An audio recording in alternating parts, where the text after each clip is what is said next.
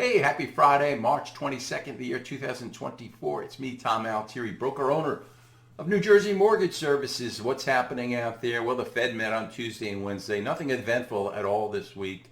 Again, they gave a little hand signal that, there may be a few cuts down the road.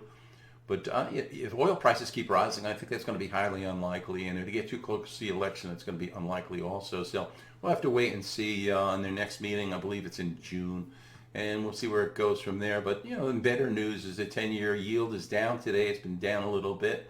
It was much higher in the beginning of the week, in like 4.35, and it's down to about 4.2 right now as we speak.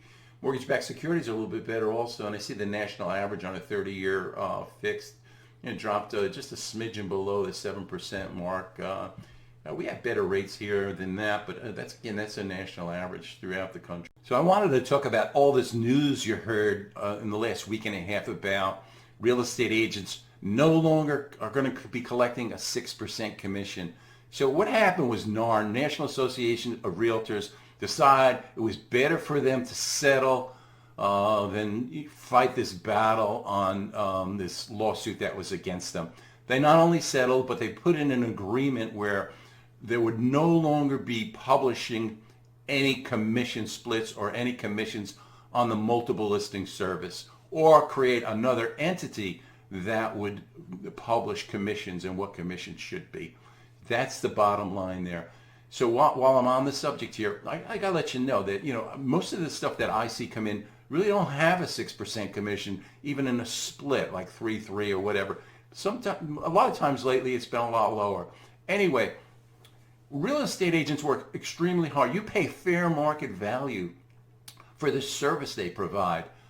Buyer agents work extremely hard. Listing agents work very hard at marketing your property and spend money to market your property. And again, buyer agents put a lot of time and effort. It doesn't take 5 minutes to sell a house and do the follow-up that needs to be done when you purchase a house.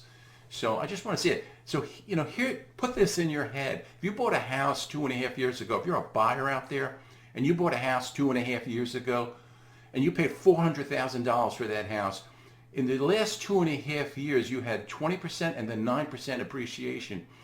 And that would take that $400,000 house up to $523,200, right?